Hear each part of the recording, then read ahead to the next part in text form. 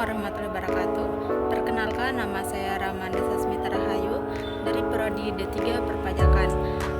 Kali ini saya akan menyampaikan materi yang saya dapatkan mengenai dampak dari penggabungan integrasi NIK menjadi NPWP.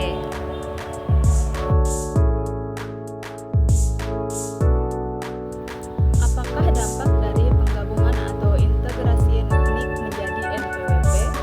Penggabungan NIK menjadi NPWP diharapkan memiliki dampak positif yang meluaskan basis penerimaan pajak dan memperoleh basis data perpajakan yang luas dan akurat.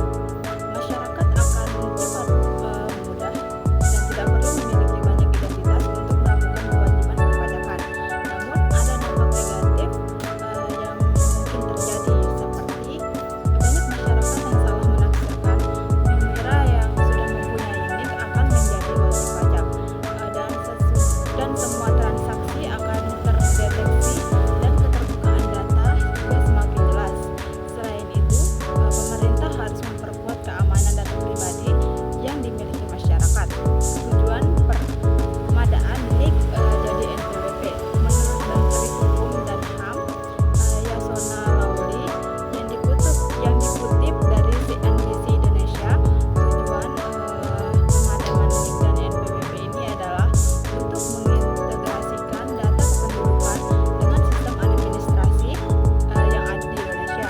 Jadi kamu perlu menggunakan NIK untuk setiap keperluan perpajakan pribadi.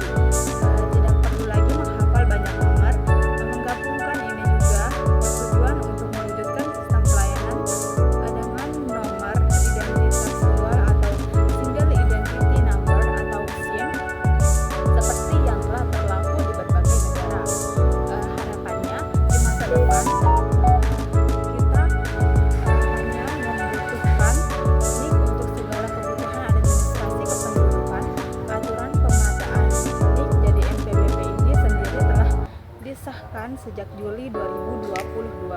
Walau proses penerapannya masih bertahap, tujuan akhir penyederhanaan seluruh proses administrasi perpajakan hingga kesehatan. Fungsi NPWP yang digabung dengan KTP menurut pemerintah Indonesia adalah langkah awal untuk hal tersebut. Dengan adanya peraturan pemadanan NIK jadi NPWP ini, lantas muncul pertanyaan, apakah artinya semua orang menjadi wajib pajak ketika memiliki KTP?